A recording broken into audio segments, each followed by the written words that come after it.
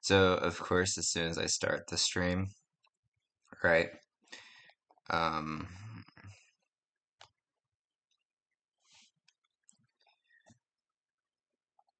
my main account goes down, which is in control of the corp. In fact, it looks like, no, Joy didn't go down. Hope go down? So, yeah, so it's just Hope. Joy didn't go down. Nightmare went down. I cut Edith for the stream,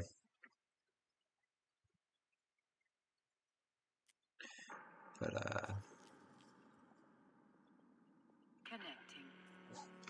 yeah. So maybe sometime in the future I'll try again with 5 accounts on stream, but for now we're not going to do that.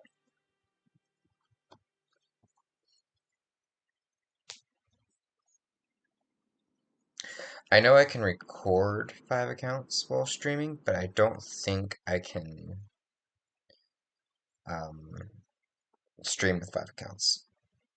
That made no sense. I don't think I can record 5 accounts, but I think I can do 5 accounts while recording. Bleh, I can't speak, can I? So I can't do 5 accounts while streaming, but I can do 5 accounts while recording. There we go. Eventually I'll get it right here. Now, if you kind of noticed here, uh, I think what we'll do is we'll actually connect my headphones for better audio quality. Because I actually do have access to my headphones right now, and that's what we're going to do. So we're going to turn the Bluetooth on.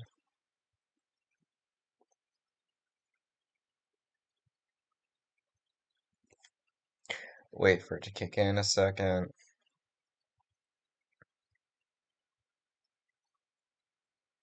Maybe it'll kick in. Alright, I guess we are not doing headphones. So, no headphones? Okay, no headphones. That's kind of a rip. Unfortunate. Let me check how it sounds on YouTube, and then we will see how it's going. That's kind of a rip. Unfortunate. Let me check how it sounds on YouTube, and then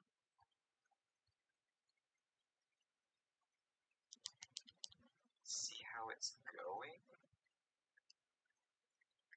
Alright. Looks like it's going okay. We have some slight lag, but more or less, I should be able to see everything in real time. Let's see, we got some mail. I need to go to the mail section here.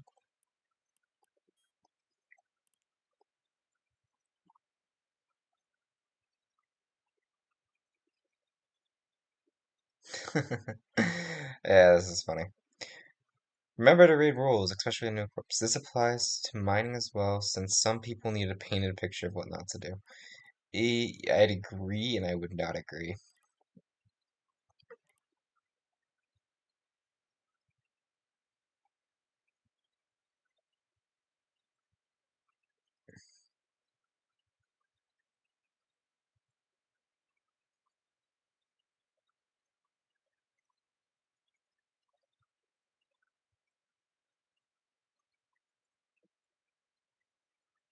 Yeah,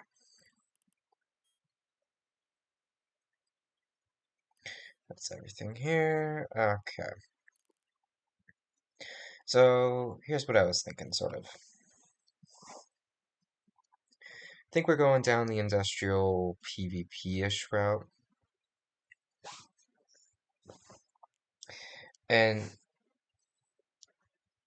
the sort of reason I want to go down this route is supply and demand, right? So right now, let's take this example.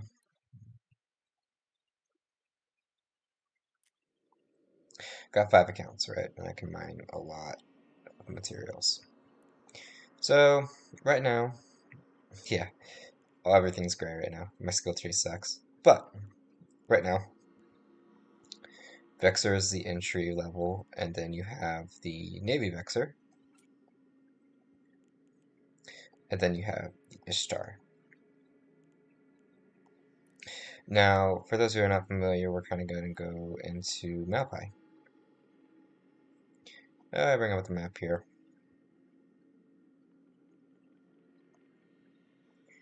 Malpai is like over here, literally surrounded by Peregrine Falls and all this stuff, which is all blue to Malpai,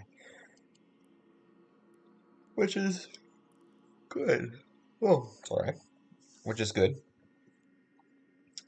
So, with that in mind, I know because I live there, I know the premier routing ship is this Ishtar right here.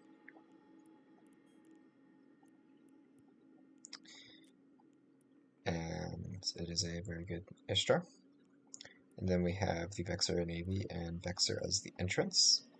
And then we have the Gila as a even base entrance. So what we want to focus on, or what I want to focus on, because we look at the Gila, right? It's 300 mil. You gotta look at the blueprint. It's all this stuff. And you have to make these right here, which is the Glente and Caldari gases. So example, this one, this will be Glente, and the other one will be Caldari.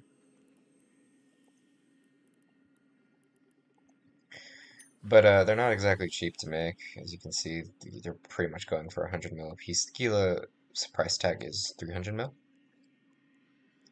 and the minerals are such a low part of it. Don't get me wrong. It's a great entry-level ship. It's just expensive, and I don't want to set up the component production for these two yet. Because this is reaction stuff.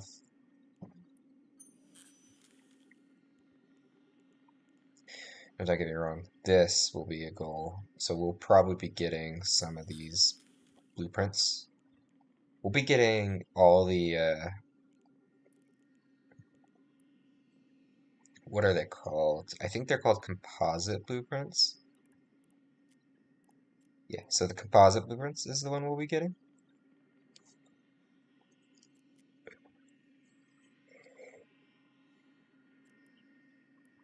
And we'll just be getting all these.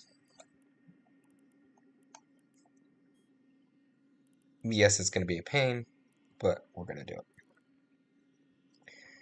And actually, can I just get all of those right here?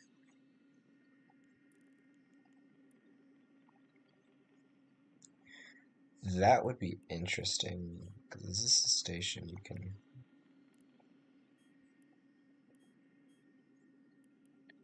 I think it actually is. Well, what I'll do after is I'll go through the list and figure out what's needed and what's not.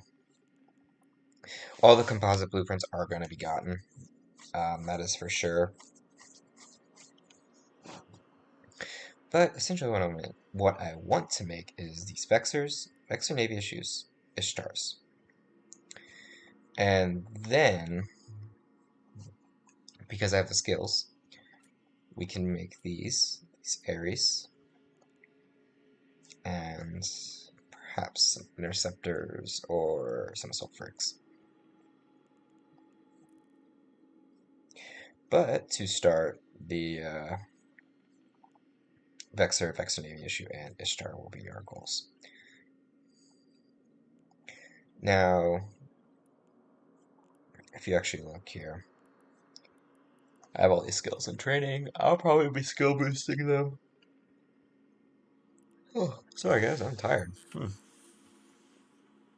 This is what we need. So we need construction blocks for the planetary industry. This is actually pretty easy. It's just a T2 production. That can be set up pretty darn easy. We need the Vexor itself, which is just a bunch of minerals. Easy enough.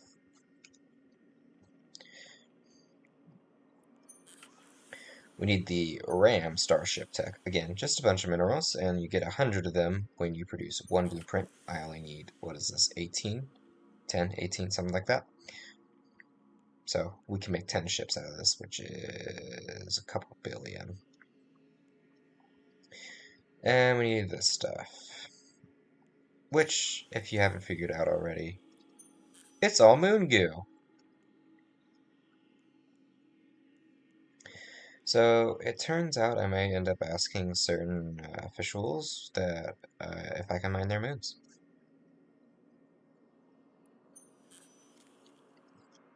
So this may require us getting friendly with certain corps in the region.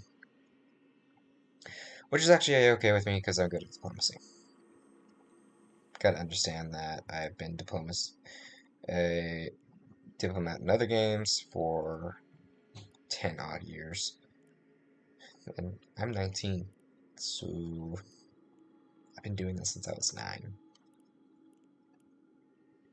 So it's just built into me, like, how to act with people in a diplomatic setting. That's the fun part. But all this is Mingo up here. These components need to be, like, you need Mingo for any of these. The fuel blocks are a relatively cheap cost, so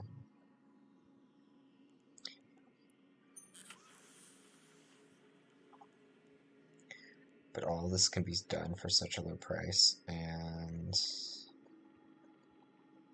such a short time, it doesn't really, like, 10,000, 12 days, 10,000 days, done. But, and that'd be, how much would that be? Feel free to do the math, but I'm not going to do the math right now. But yeah, so all these actually do give you ridiculous amounts of resources, and then that can be transferred into, say, the resources we need. But yeah, we're going to get all the BPOs for those. That is entry level 1. Get the Ishtar out. Entry level 2 is, since we're going into Pandemic Horde space and NC space, I'm going to start asking NC directors, like, hey, what's your doctrines? And typically the doctrines are T2 ships with T1 entry level.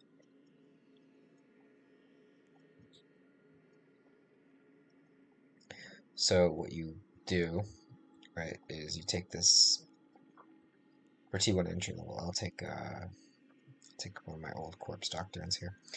So the entry level is the Golden Fleet, right? The entry level is this Navy APOC right here. And battleships, I have a whole rant on that, but this is the entry level ship. Navy APOC, loads of, like, resources required. So 600 million ISK in raw material, essentially. Oh, 300 million ISK plus the blueprint. Okay, so the blueprint's pretty expensive as well. But 500 million ISK, you can probably fit this for 600 mil. And what this will do is they'll take this baseline, right? They'll tech to it.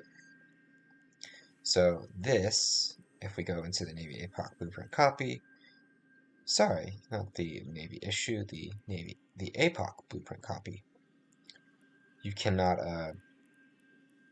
copy a Navy issue because they come in blueprint copies already. And you can see it becomes a Paladin. So this would be their T2 high up end skill level. And if you look, it's actually pretty skill intensive to build a Paladin. Like, and it ain't cheap.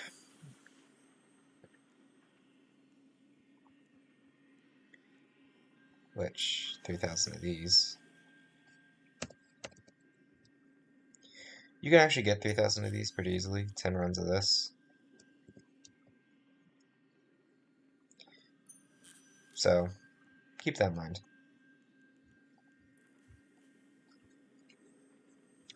But we are going to be mining a lot of moons.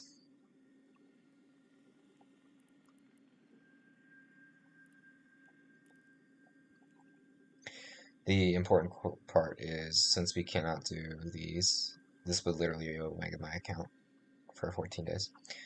We gotta get these Ishtars up and running. 5 Ishtars sold, 1 omega. That's the conversion ratio. Now, that's omega for 14 days. If you want to do for 30 days, I think it's 10 Ishtars and then some change. Oh, wait, it's 2.5 right now, so 12 Ishtars and 12 and a half Ishtars, basically. Now, someone was asking, like, why don't I build capitals? Capitals are very lucrative, specifically dreads. If you've seen how much these capital BPOs cost, you would see why. Like, this right here is just a billion ISK, a billion ISK, a billion ISK, a billion ISK.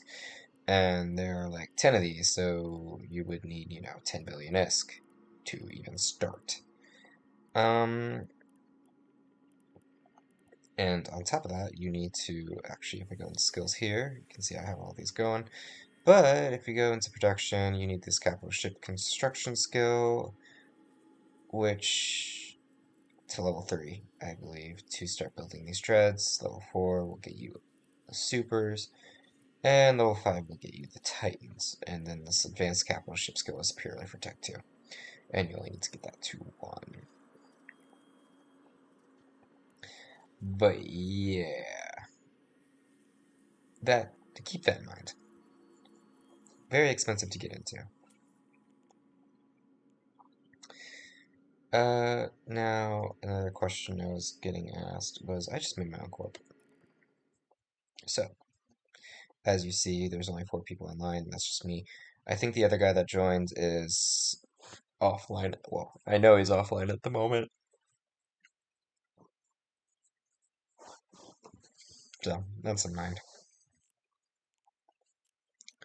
Now, I've arranged a deal with a CEO in the region of Malpai to give us access to their stations. It's going to cost me about 300 million a month,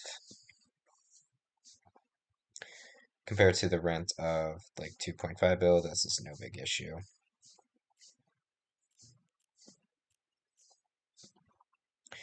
And how am I going to get there? Well, I'm not going to tell you that. That is for me to know. So next stream I will be in Malpai, which will probably be tomorrow at some point. I don't know if I will do one tomorrow because I'm supposed to go to a baseball game. So keep that in mind. But now we have access to these core features. And you can see our application has been accepted. Now the alliance is going to say we're not in an alliance yet. We have a 24-hour period until we are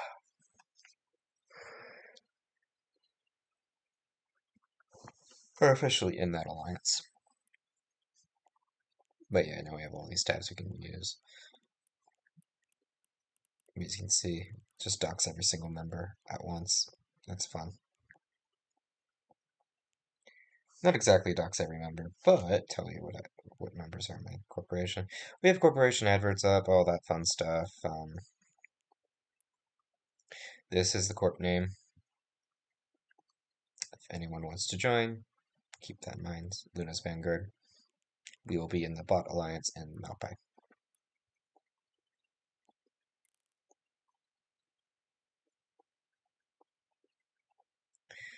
There's a few actual things I have issues with going into Malpai.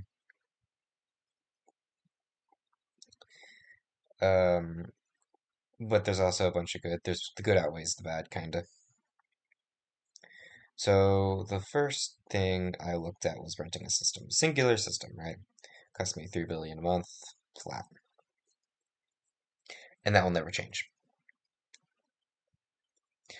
Um, the second thing was renting a region in Malpai, which is based on the members. And since we have less than 10 members, this will be about 2.5 billion. And as it goes up, we go up. And the rent scales with us. Cool. Um, that's what I opted for, because more resource control, literally. We could not get a nice belt system in the Spire, or a reasonably safe system in the Spire to do industry.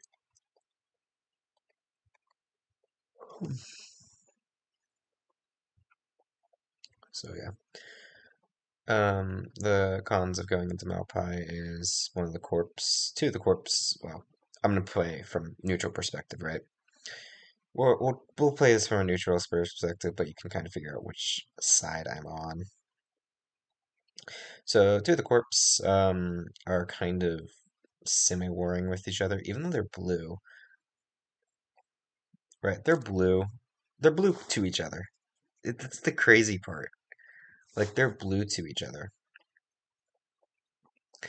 And this corp diverged off from, and so Corp A diverged off from Corp B.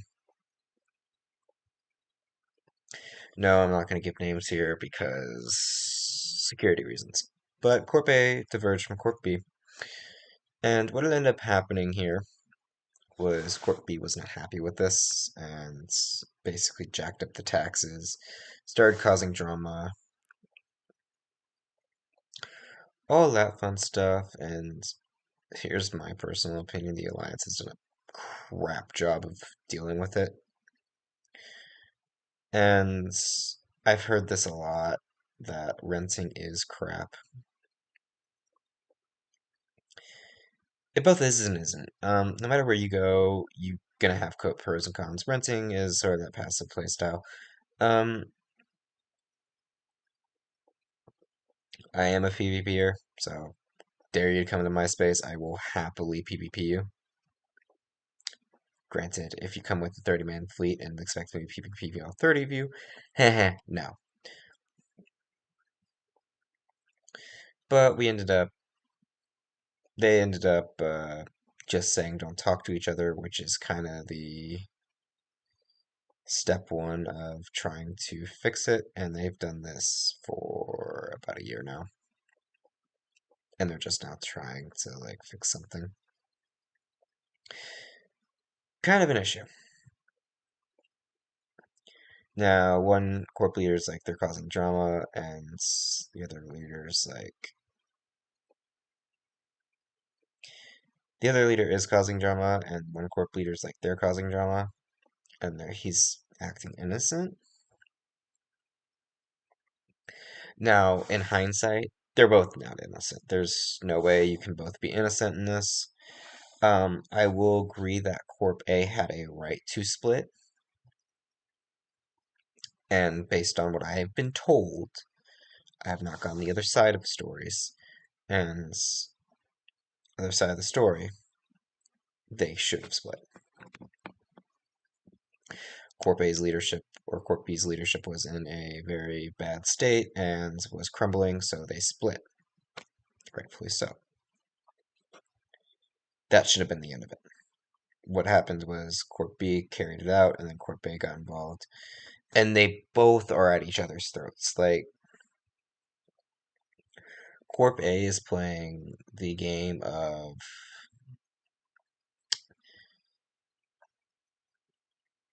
pacifism almost, waiting for stuff to happen, then record it, which is what you should be doing. But there are times where he does stuff that's wrong and that severely backlashes him.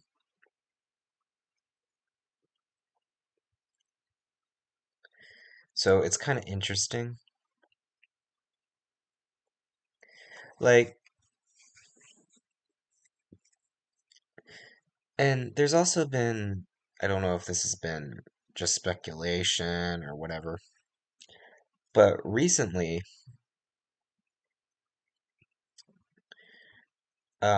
there's been a director of the alliance, the governing alliance,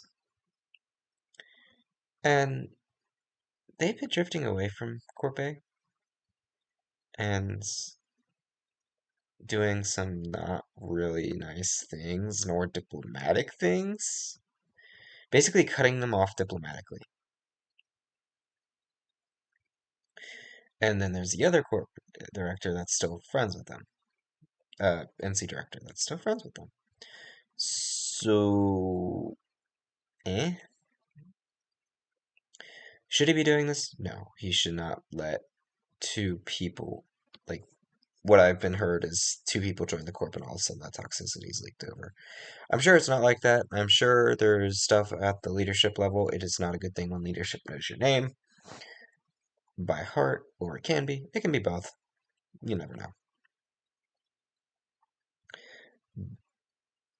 But my kind of thoughts of it is it should have ended a long time ago, and I'm sitting here like I'm not touching either side of it. That is my stance. I will communicate with both, but until one of them screws up enough to make me mad or make my directors mad, I'm not dealing with it. I'm not dealing with it. You guys can deal with each other. I am perfectly fine communicating with everyone. And I kind of communicated this with Rex, like, look, and so I gave dropped the name. Whoops. Oh well. I kind of communicated this with the director. Like, look, man, I don't want anything to deal with it. I'm not going to deal with it. And I'm going to stay out of it. The only time NC leadership is going to hear from me is if something goes wrong and my members are getting antagonized. That's it. I do not care for the bickering between corps. I will do diplomacy with both corps evenly. You will both get the same treatment based on how you treat me and my corp. So keep that in mind, you two. Either of you watch this, keep that in mind. But do keep into consideration that I do prevent the. I am paying one corp, so we are relying on one of them. We are not superbly relying on them because the alliance gives us structures to live out of and do our stuff in, so we're fine. But they are closer to us, so I'm trying to make this a leniency thing and easier on us. That's it. Just simply easier. Um, Now looking at the so-called grand plan of the corp, industry and PvP and PvE. I want all of it. I want uh I need every single type of player, honestly. I don't care if you're in faction warfare, you're in exploration, whatever. And the reason I say this is ultimately because you need all these things for industry to thrive, and you need all these things for PvP to thrive. Industry and PvP go hand in hand.